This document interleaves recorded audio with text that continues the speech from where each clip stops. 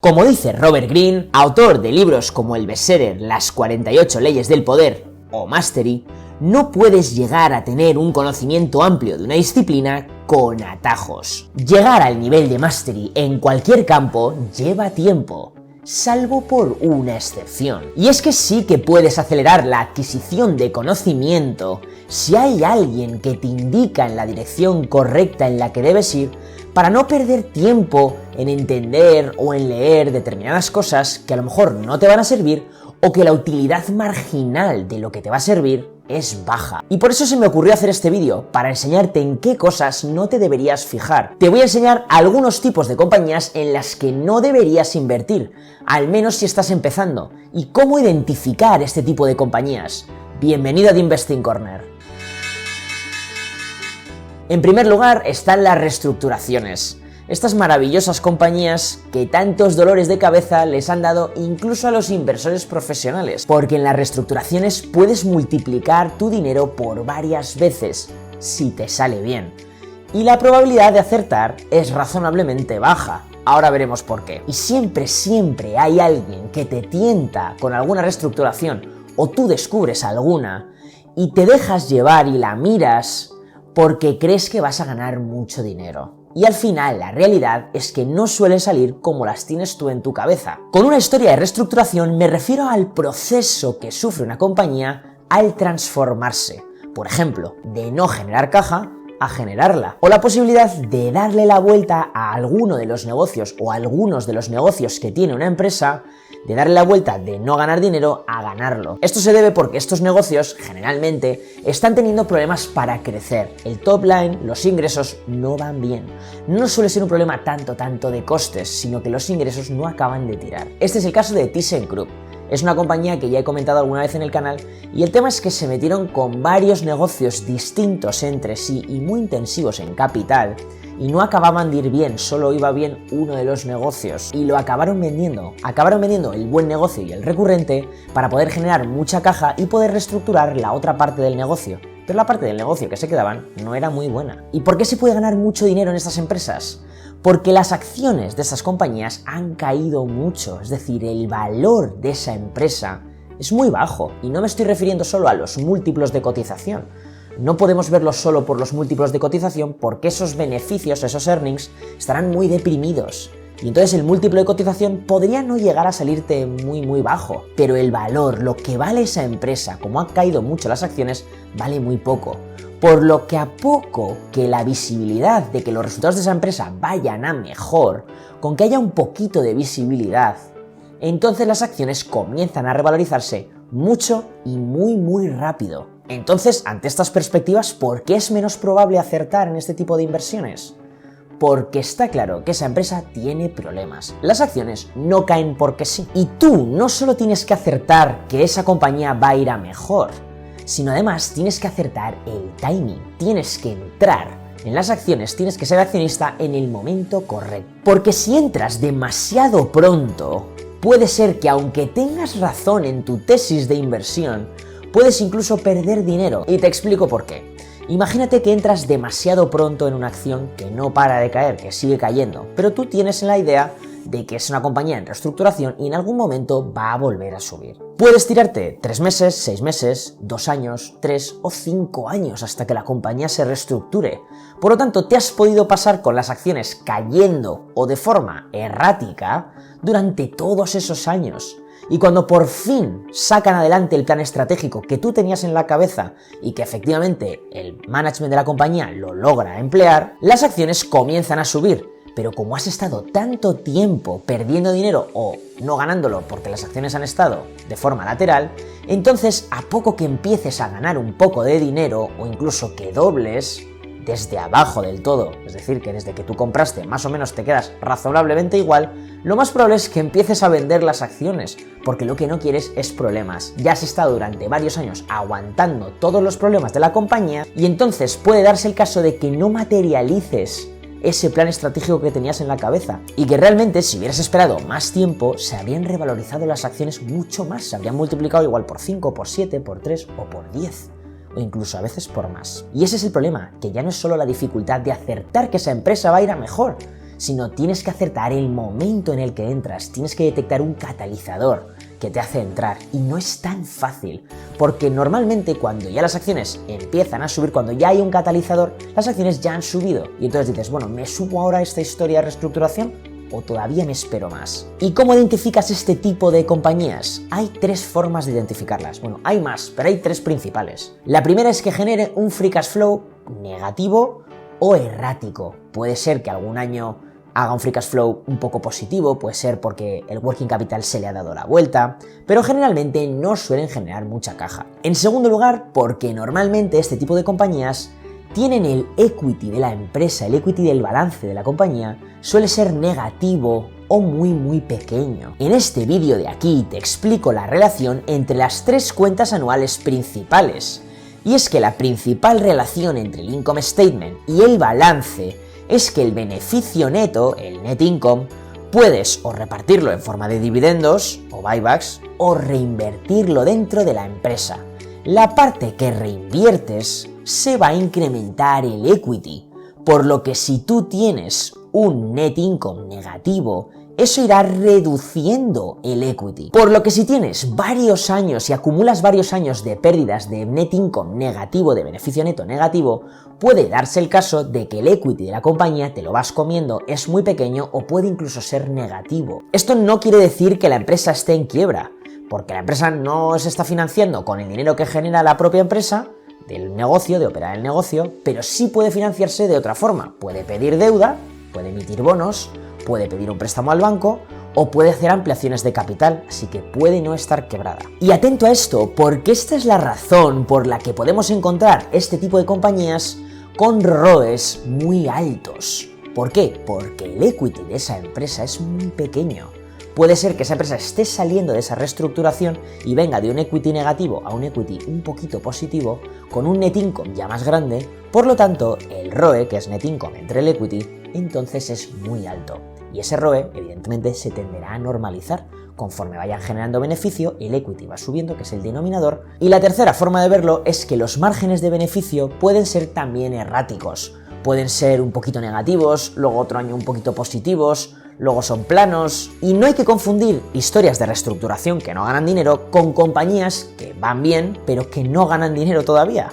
Este tipo de empresas, como ha podido ser Amazon durante mucho tiempo, o Uber, hasta dentro de, yo creo que igual el año que viene o dentro de 2 años ya sí que empieza a tener un resultado más positivo, este tipo de empresas pueden tener un resultado negativo temporalmente porque están ganando escala. A lo mejor están bajando mucho los precios para ganar un montón de escala, quedarse con mucha parte del mercado, y cuando ya tienen esa escala empiezan a subir precios y ya son rentables. Por lo tanto, no hay que confundir empresas que están en construcción y están en fase de expansión, que a lo mejor están invirtiendo mucho y por eso no generan tanta caja, que también es el ejemplo de otro tipo de compañías como Celnex, con este tipo de empresas que son reestructuraciones porque tienen que darles la vuelta de alguna forma a alguna parte del negocio o a todo el negocio entero. Y para terminar el tema de las reestructuraciones, ten en cuenta que tú puedes invertir y te puede salir bien. Yo no quiero decir que no te vaya a salir bien, pero invertir en bolsa se trata de incrementar las probabilidades de acertar. ¿Qué prefieres invertir en una empresa que no gana dinero y que tiene que hacer un plan estratégico y tiene que cumplir un plan estratégico para salir adelante,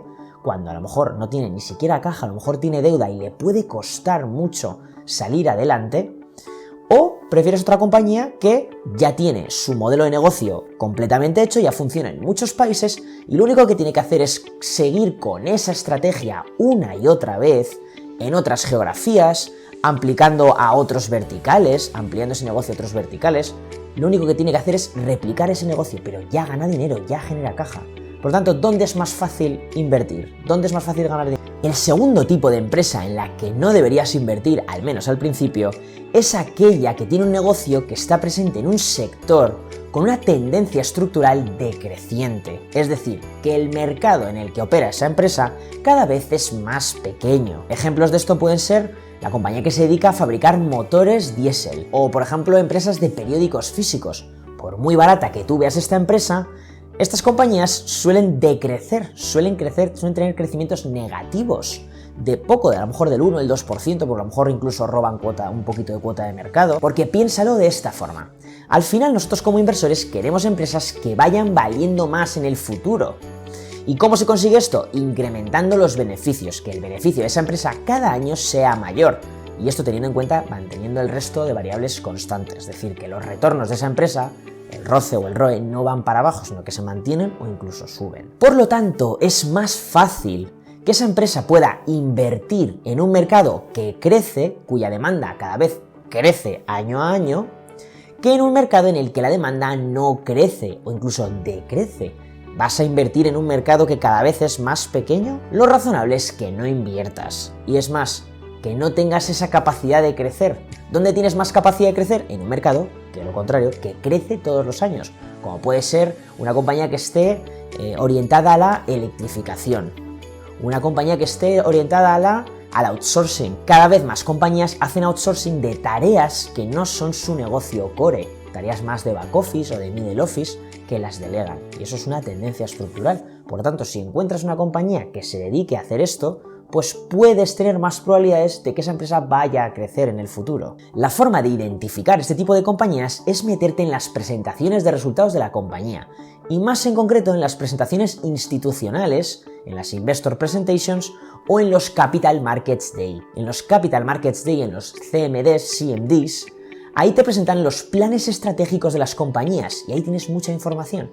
Y en una de esas diapositivas o en varias te presentan o te suelen presentar la tendencia estructural a la que está expuesta esa compañía. Y si no tienes clara la tendencia estructural a la que está expuesta porque no entiendes bien el tipo de negocio o porque no lo ves claro en las presentaciones, es mejor que no inviertas. El tercer tipo de compañías en las que no deberías invertir es en empresas que estén muy endeudadas. Y espérate, porque tiene una razón de ser y no es porque vayan a quebrar. Un ratio alto de apalancamiento suele ser a partir de 3 veces deuda neta EBITDA. Y un ratio ya que está rozando lo que sea bastante alto son por encima de las 4 veces deuda neta EBITDA. Aquí puedes llegar a tener un problema y lo vamos a ver en el siguiente punto. Pero te digo de no invertir en empresas endeudadas no por el hecho de que puedan llegar a quebrar, que puede ser el caso, sino por el hecho de que si dedica recursos la empresa a pagar la deuda, eso es que tiene menos dinero en poder crecer, en poder invertir orgánicamente en hacer nuevas fábricas, o la empresa de tomates en abrir nuevas tiendas de tomates, que es crecer orgánicamente, o dedicar ese dinero a crecer inorgánicamente, a comprarse otras compañías. O incluso en el caso de que tuviese ese dinero, si tiene que pagar mucha deuda, esas estrategias le tienen que salir bien, tiene que salírsele bien esa estrategia de expansión de las tiendas o esa estrategia de expansión de las fábricas o esa compañía que se compran ya puede hacerla a buenos múltiplos y le tiene que salir bien ese M&A, porque como no le salga bien, eso repercutirá en el valor de la empresa. No generará valor al mismo ritmo. Piénsalo de la siguiente forma. Tú al final tienes una empresa que tiene 5 decisiones de inversión. El CEO puede decidir invertir la caja que genera la empresa en crecer orgánicamente, que es lo que hemos hablado, crecer inorgánicamente, haciendo M&A, haciendo stock buybacks, recompras de acciones, dando dividendos a los accionistas y repagando deuda. Cuanto más dinero dedique a repagar deuda, menos dinero tendrá para el resto de cosas. Y esto es fácil de identificar, porque si os acordáis, en los vídeos de contabilidad os contaba cómo calcular el ratio deuda neta EBITDA, y podéis hacerlo vosotros mismos con las cuentas anuales de una compañía.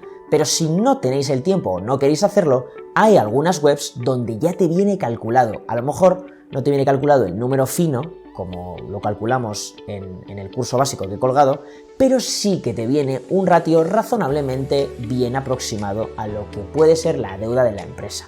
Así que te conviene mejor mirarlo antes de nada. Y en cuarto lugar, estate atento a esta combinación de cosas. No inviertas en una compañía que sea muy cíclica, muy intensiva en capital, que suele ser algo que suele ir un poco unido, y que estén endeudadas. ¿Por qué? Por una cosa que se llama apalancamiento operativo. No voy a entrar muy en detalle en este concepto, pero solo tienes que tener en cuenta que el apalancamiento operativo viene indicado en empresas en las que los costes, la mayor parte de los costes de una empresa son fijos. ¿Esto qué quiere decir? Que ante pequeños movimientos de ventas de la empresa, los beneficios se mueven mucho para arriba y para abajo. Como la mayor parte de los costes son fijos de la empresa, un incremento de las ventas genera un incremento relativamente igual en los beneficios. Eso al alza es muy bueno, buen apalancamiento operativo. Pero cuando se da la vuelta, cuando las ventas te caen, un 10% de caída de ventas te puede generar un menos 30 o un menos 50% de caída del beneficio, porque los costes siguen siendo fijos, por lo tanto los márgenes sufren un montón. ¿Y qué ocurre en este tipo de situaciones?